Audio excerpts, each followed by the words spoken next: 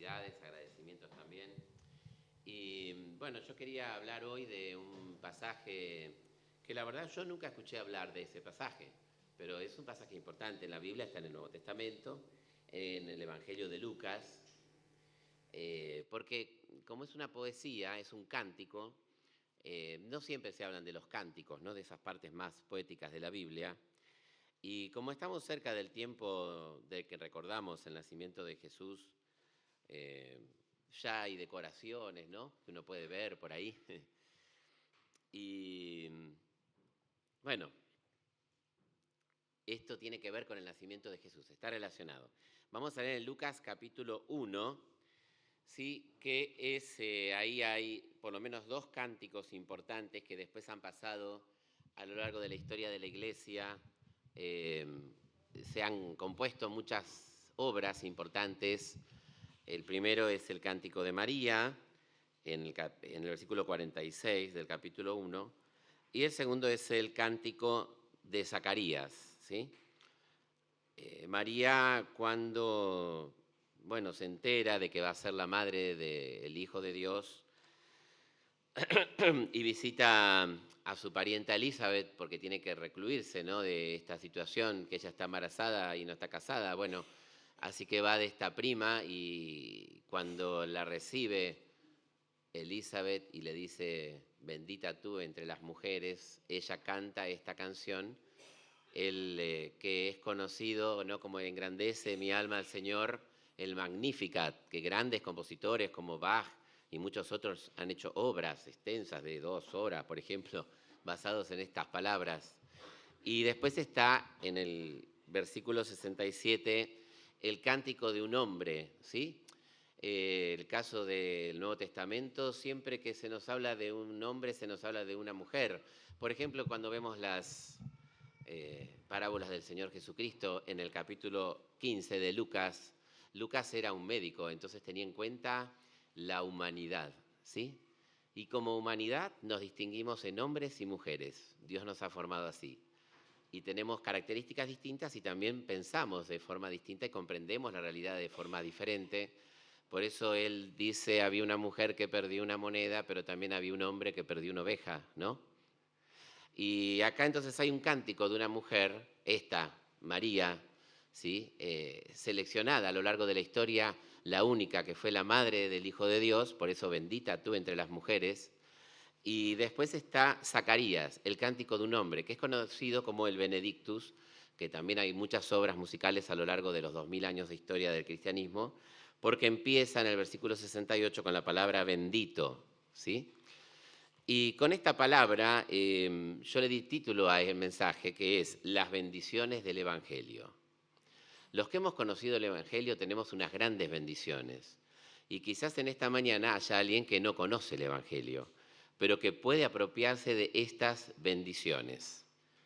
Ahí a lo largo del cántico de Zacarías, que era el padre de Juan el Bautista, que yo les cuento un poquito, él se le había aparecido un ángel entrando en el lugar santísimo, que podía entrar una vez en su vida, posiblemente uno de los sacerdotes, en el día de Yom Kippur, y se le apareció un ángel y le dijo que su mujer iba a quedar embarazada, siendo que ellos ya eran personas mayores y su mujer era estéril. Entonces él no creyó, le pareció que no podía ser cierto. Entonces, aunque fue cierto, Dios le dio este castigo temporario, que él iba a quedar mudo.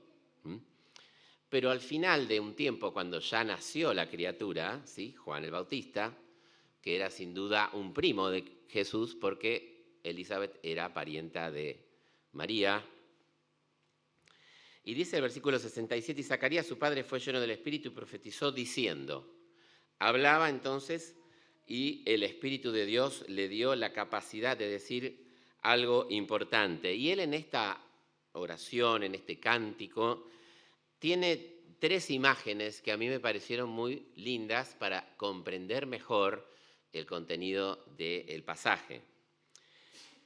Y le voy a pedir a, no sé quién está por allá, que ponga la primera imagen que yo puse ahí para que ustedes les queden, porque las imágenes las recordamos, ¿no? Las palabras a veces no tanto. Dice, bendito el Dios de Israel, que ha visitado y redimido a su pueblo. Dios ya había visitado a su pueblo y al mundo en la persona de Cristo. Cristo ya estaba siendo formado en el vientre de María. Había como unos 6 meses de diferencia, ¿sí?, entre ellos.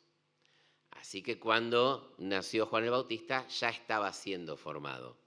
Y ya había visitado Dios a su pueblo. Y también redimido, en una forma de decir, en el futuro este niño va a redimir a el pueblo de Israel. Vamos a leer para eso en 1 Timoteo 2, 5 y 6, para explicar un poquito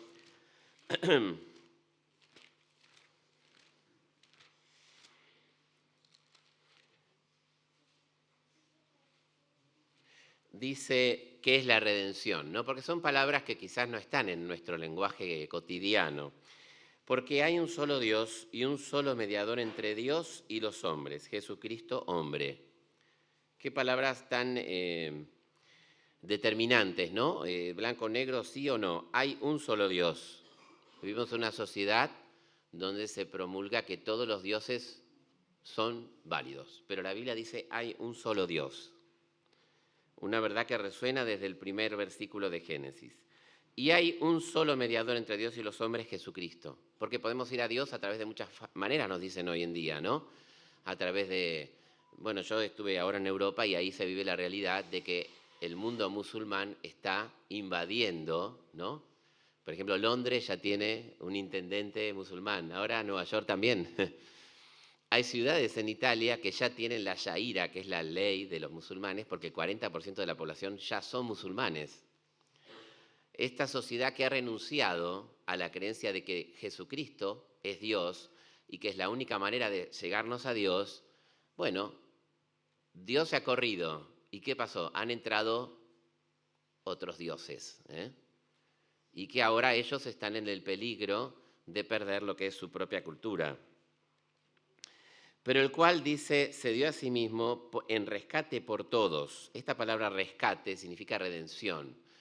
Una persona que va a redimir a otra significa alguien que lo va a libertar, ¿sí?, que lo va a comprar en el mercado de los esclavos y le va a dar la libertad.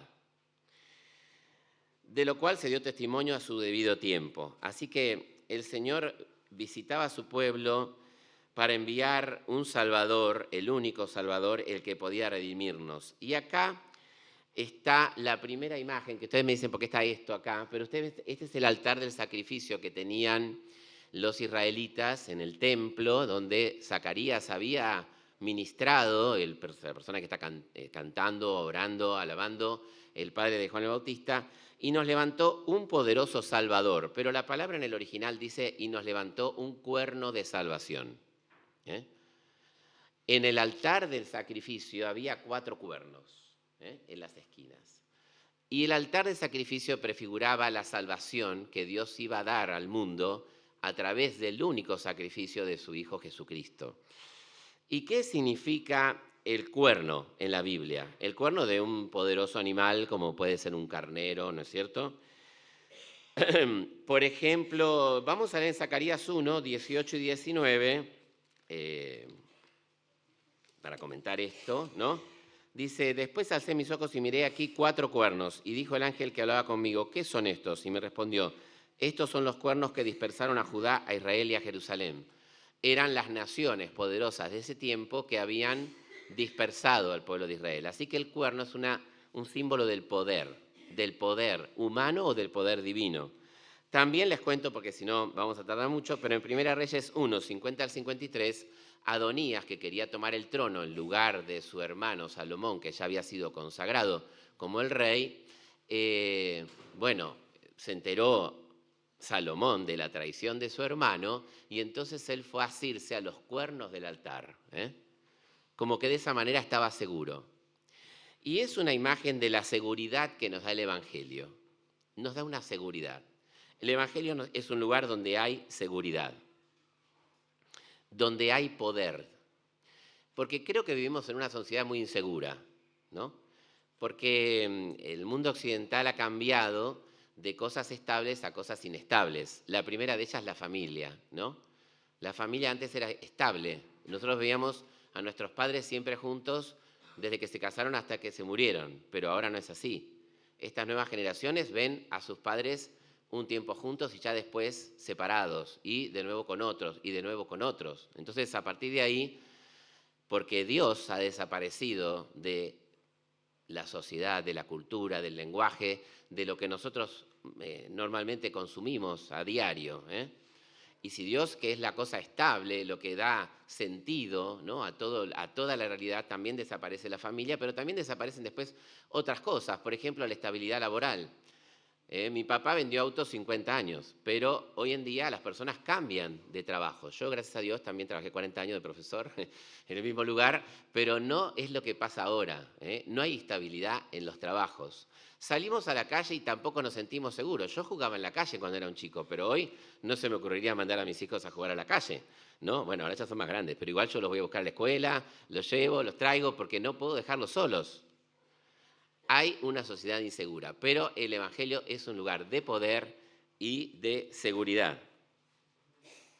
Pero ¿cuál fue el precio de esta redención? Vamos a leer en 1 Pedro 1, 18 al 20.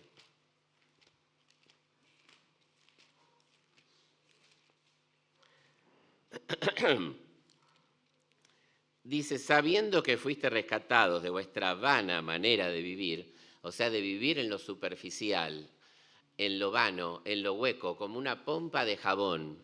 Ahí en el parque de Disney había un montón de cosas que vendían, que salían burbujitas, había burbujitas por todos, burbujeros. Y yo digo, esto es una metáfora de la realidad, los chicos soplando burbujas. Y así es nuestra realidad, estamos en lo aparente. Ayer me gustó ver una película muy genial para mí de Woody Allen, Blue Jasmine, de una mujer que vive de lo aparente, ¿no? De sus carteras, de su ropa, de sus joyas, pierde todo y se convierte en nada, no le queda nada. Y vemos a la sociedad en lo vano, en la moda, ¿sí? En personas que no aportan nada y que son millonarias, que son seguidos y que no han hecho nada para ser seguidos ni famosos. Bueno, en lo superficial, en el maquillaje, Pero dice, de la cual recibiste de vuestros padres. No son nuestros padres biológicos, sino nuestros padres, Adán y Eva, que prefirieron renunciar a la comunión con Dios por un fruto. No con cosas corruptibles como oro o plata. No es el oro o la plata que podemos tener, que hoy en día es tan importante en la sociedad.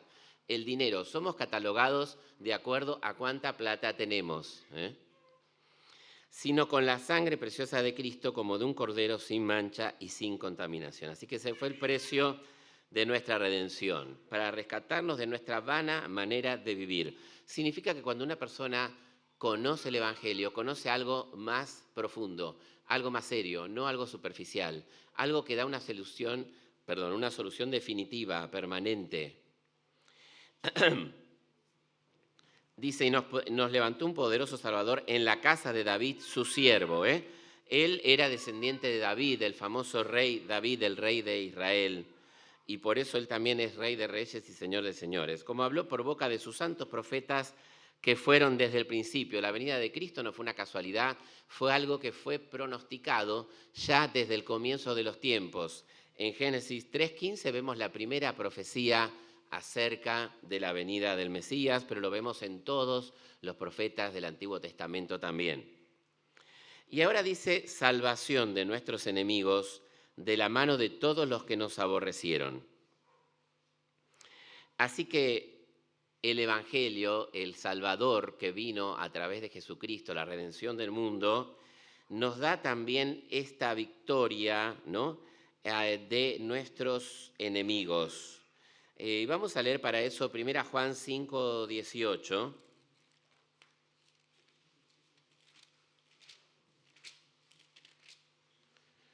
Sabemos que todo aquel que ha nacido de Dios no practica el pecado, pues aquel que fue engendrado por Dios le guarda y el maligno no le toca. Nuestros enemigos en la Biblia dice que son tres, el diablo, la carne y el mundo.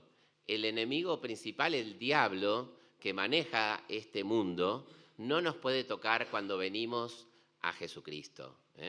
el maligno no le toca. Es decir, si alguien está viviendo esclavo del pecado, esclavo de vicios, esclavo de conductas que no puede resolver, situaciones también que escapan a su capacidad, Dios lo puede libertar de esas cosas que lo tienen esclavizado. Y eso significa la redención, porque había un esclavo que estaba ahí en el mercado para ser vendido. Entonces alguien lo compraba, lo sacaba de ese mercado de compra y venta de personas. Estaba leyendo que hoy hay menos libertad que nunca en la gente, porque le dicen exactamente todo lo que tiene que hacer, lo que tiene que hacer y que tiene que mirar. No sé si ustedes, de esto me he dado cuenta hace muchos años, que todas las publicidades son en imperativo. Tenés que ver, tenés que hacer, tenés que comprar, tenés que ir. Y de esa manera la sociedad está siendo manejada.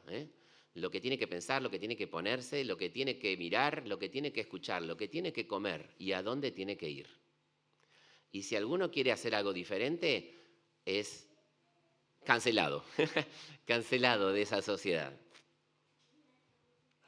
Dios nos da la libertad a través de Jesucristo y nos libra de nuestros enemigos. Por eso a veces estamos en algún ambiente y decimos, no voy a hablar de Dios porque voy a quedar mal, porque acá Dios, no sé, nadie creo, que cada uno crea lo que quiera, pero dice Romanos 1:16, porque no me avergüenzo del Evangelio, porque es poder de Dios para salvación a todo aquel que cree, al judío primeramente y también al griego, lo sabemos de memoria.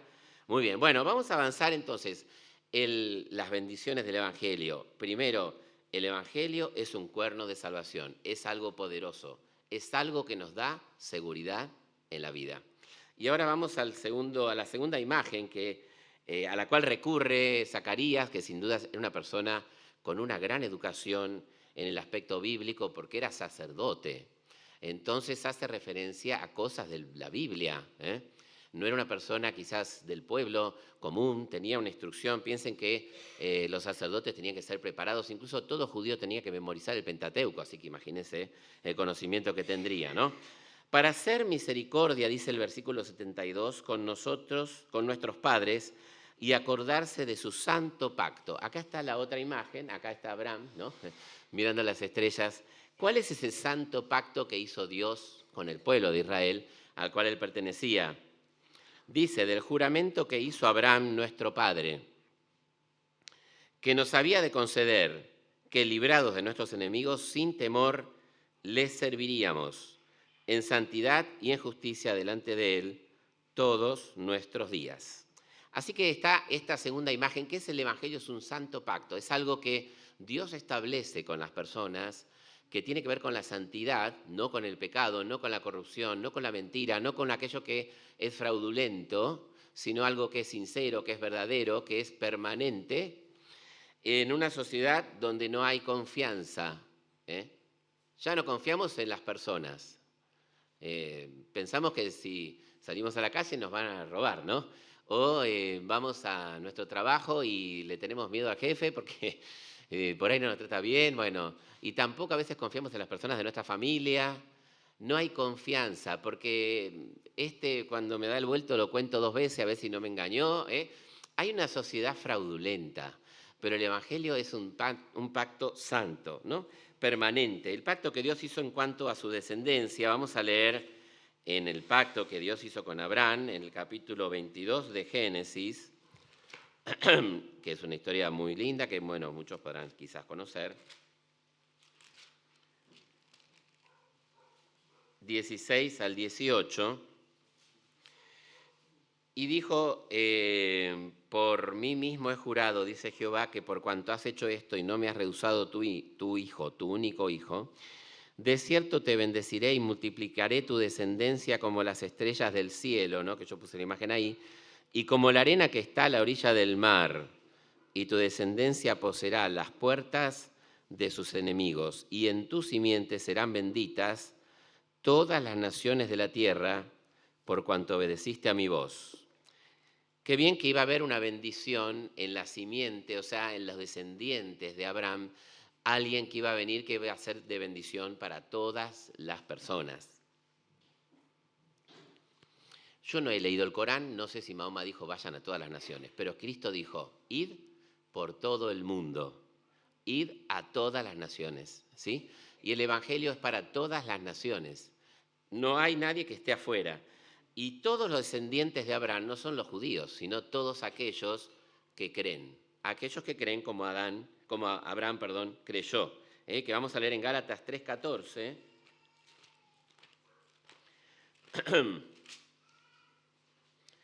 Para que en Cristo Jesús la bendición de Abraham alcanzase a los gentiles, que somos todos, y fuera de los judíos, a fin que por la fe recibiésemos la promesa del Espíritu.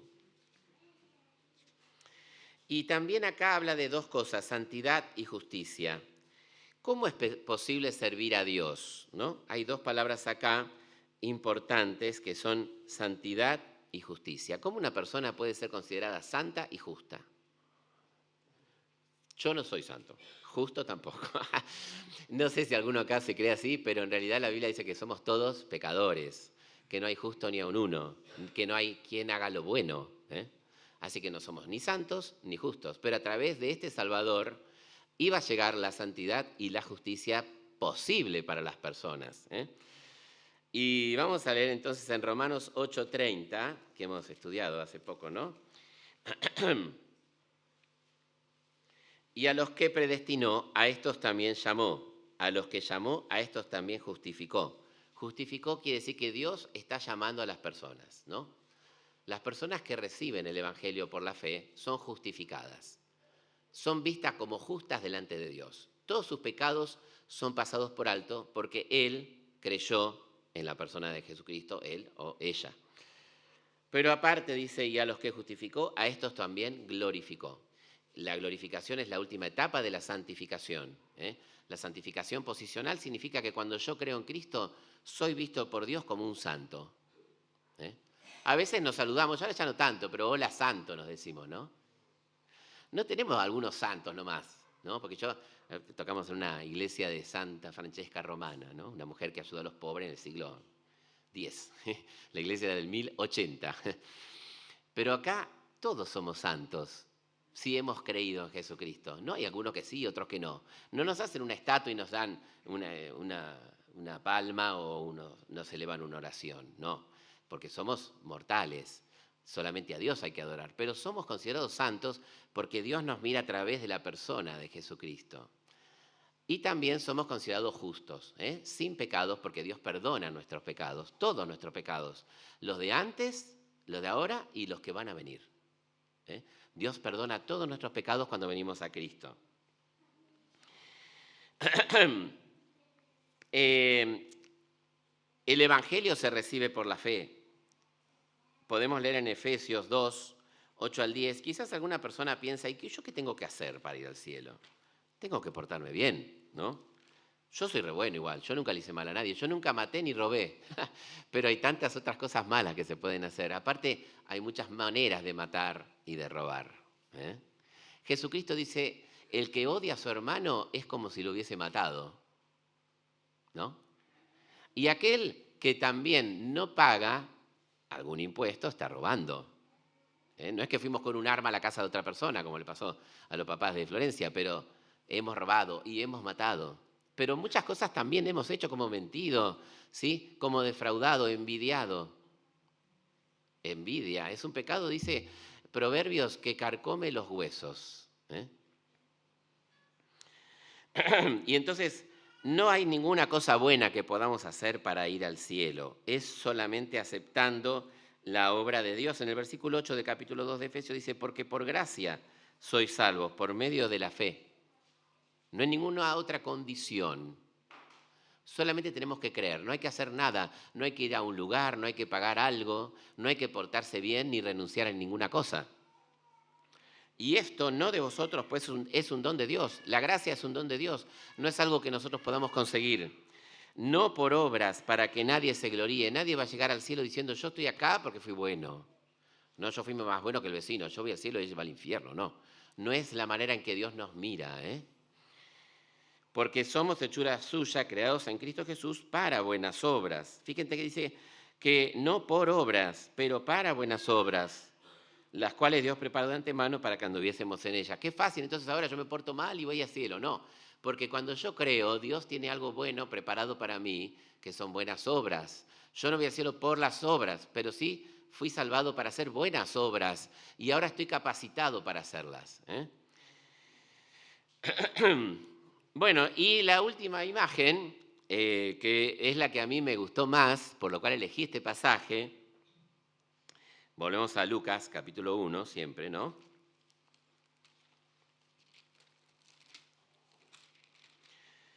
Y habíamos leído hasta el versículo 75. En el 76 dice, y tú, niño, profeta del Altísimo serás llamado, porque irás delante de la presencia del Señor para preparar sus caminos. Bueno, esto es una foto que saqué yo del avión, ¿vieron? Está la del avión y se ve el alba, el amanecer.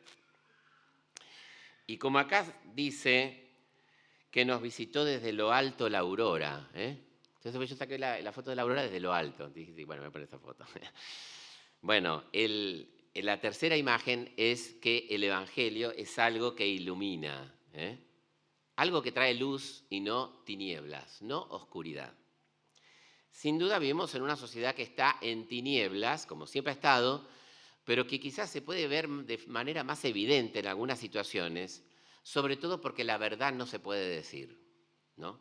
Creo que lo que alumbra nuestra vida es la verdad. O sea, cuando nos dicen la verdad, ahora me doy cuenta, porque por eso me estaba pasando. Voy al médico y me dice, ¿tenés esto? Con razón, porque a mí me pasaba esto, pero no sabía. Y la verdad es algo que es muy difícil de decir hoy en la sociedad. Estaba viendo un video que dice que esto de la ideología de género ha creado una doble conducta en las personas.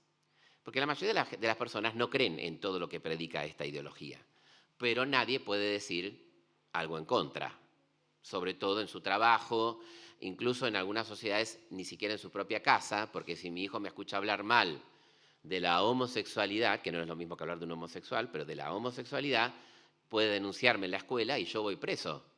Entonces, uno crea un doble discurso. Piensa una cosa, pero dice otra cosa. Lo cual ha creado una especie de sociedad esquizofrénica, es decir, que vive en una realidad paralela. Yo por eso me jubilé, porque dije, yo acá no puedo vivir en dos realidades, porque yo pienso una cosa, pero lo que yo pienso no lo puedo decir. Hay un momento en que ya no lo puedo decir en ningún lugar. Entonces, yo soy una persona peligrosa, digo, voy a terminar mal, porque por algún lado me va a salir lo que pienso, como suele pasar. Entonces, no, del Señor me dio los medios y me pude jubilar, gracias a Dios. Y igual tenemos que tener tanto cuidado, cuando vamos a la sociedad, qué decir y qué no decir, y casi no podemos decir nada. Pero el Evangelio nos alumbra, nos da la capacidad de pensar de forma verdadera. Dice, y tú, niño profeta del Altísimo, serás llamado.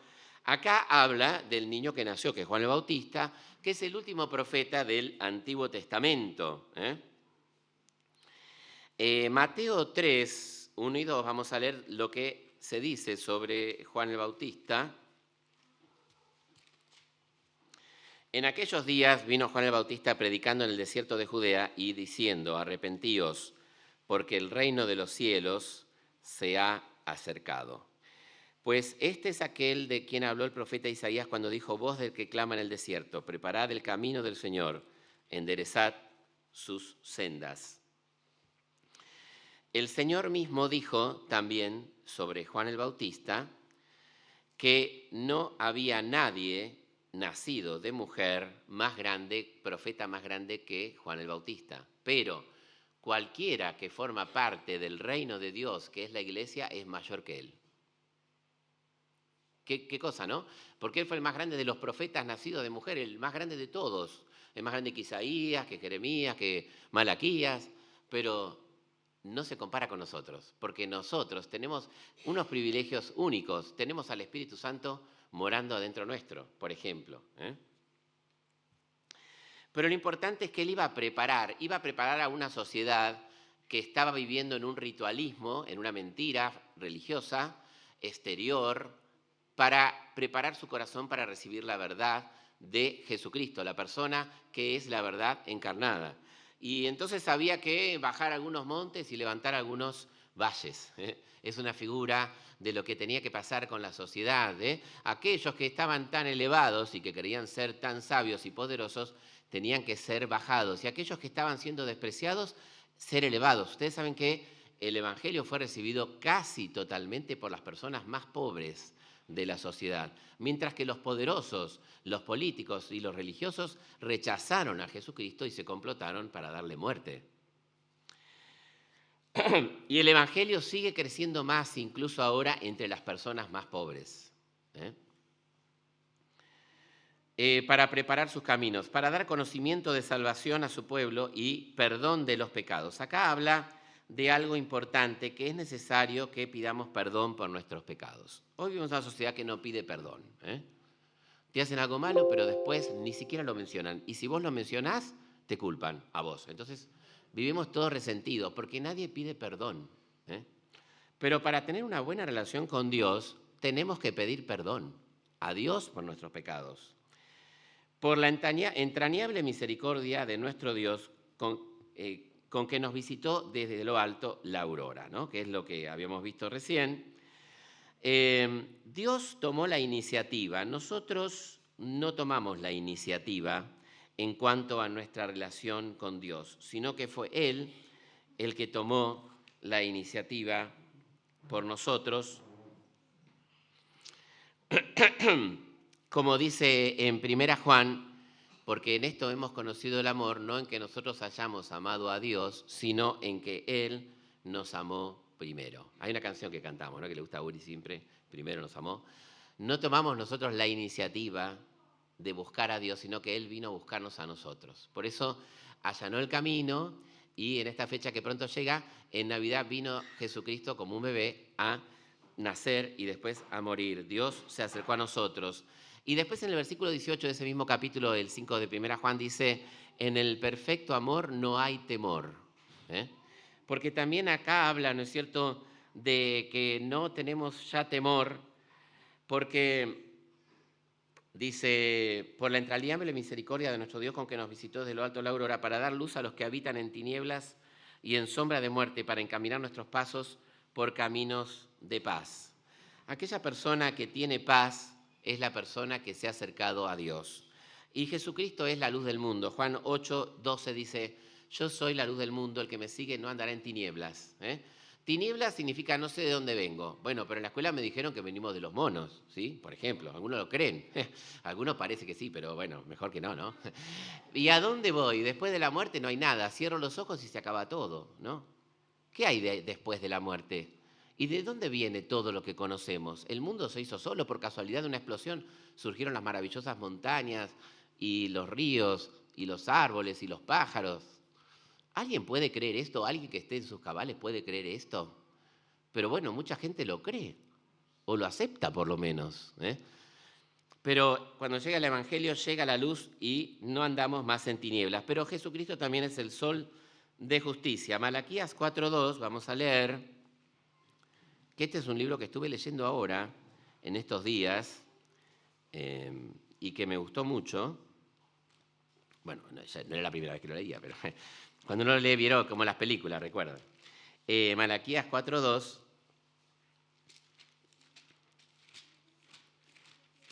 Ya llegamos,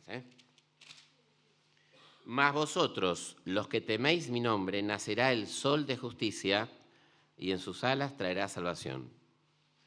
Y saldréis y saltaréis como los becerros de la manada. Así que Dios es la luz, Jesucristo es la luz, pero también es el sol de justicia.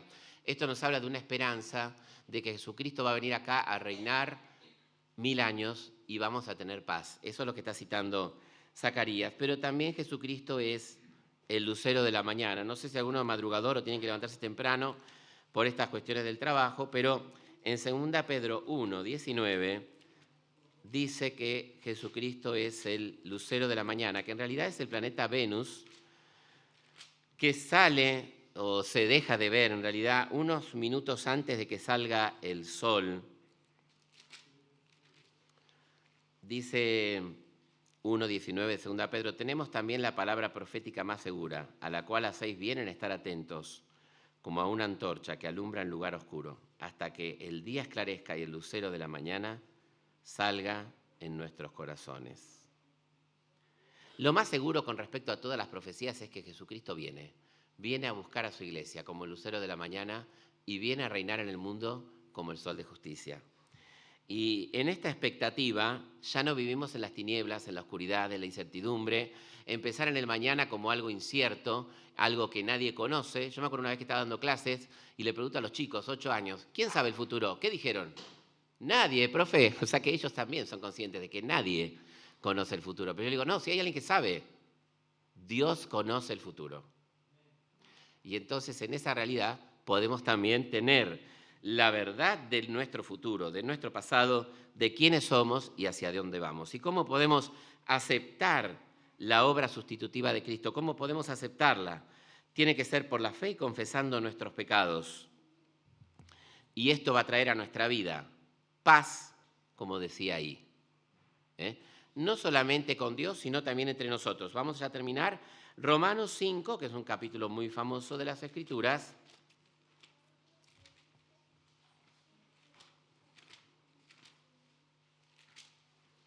Romanos 5, del 6 al 8. Porque Cristo, cuando éramos débiles, a su tiempo murió por los impíos. Ciertamente apenas morirá alguno por un justo. Con todo pudiera ser que alguno osara morir por el bueno. Mas Dios muestra su amor para con nosotros, en que siendo aún pecadores, Cristo murió por nosotros. Ustedes saben que la palabra uper, que es por, Cristo murió por nosotros. ¿Qué significa? A lo largo de la historia, de la teología, algunas iglesias dicen Cristo murió por nosotros. Dice como un ejemplo, para mostrarnos que la persona que se porta bien tiene que morir como un mártir, para que nos portemos bien y imitemos su ejemplo. Pero en realidad no es ese sentido. Por nosotros significa en lugar nuestro. Cristo murió porque nosotros teníamos que morir. Y en la comprensión de que soy un pecador y de que la paga del pecado es la muerte, entonces cuando yo me siento así, que merezco la muerte por mis pecados, entonces puedo ir a la cruz. Por eso el primer paso para ir a Dios es sentirse pecador. Ninguna persona que se sienta buena va a entrar en el reino de los cielos. Cuando yo me siento un pecador, cuando siento que yo tenía que estar en la cruz, pero Jesús estuvo en la cruz por mí, entonces puedo empezar a creer. Pero el otro paso es refugiarme en la sangre de Cristo y aceptar la obra que Él hizo para que el Evangelio sea una realidad en mí y pueda recibir a Jesucristo. Como dice Juan, ¿sí? El Evangelio de Juan, en el capítulo 1, versículo 12, que también es un versículo que sabemos de memoria seguramente, mas a todos los que le recibieron. Hay una necesidad de recibir a Cristo. Vieron que en Navidad, cuando Él vino, en Belén no había ningún lugar donde pudiera nacer, pero hubo un pesebre que lo recibió. Bueno, ese pesebre también podemos ser nosotros, ese lugar que recibe a Jesucristo. A los que creen en su nombre, vieron que no hay que hacer nada, hay que creer.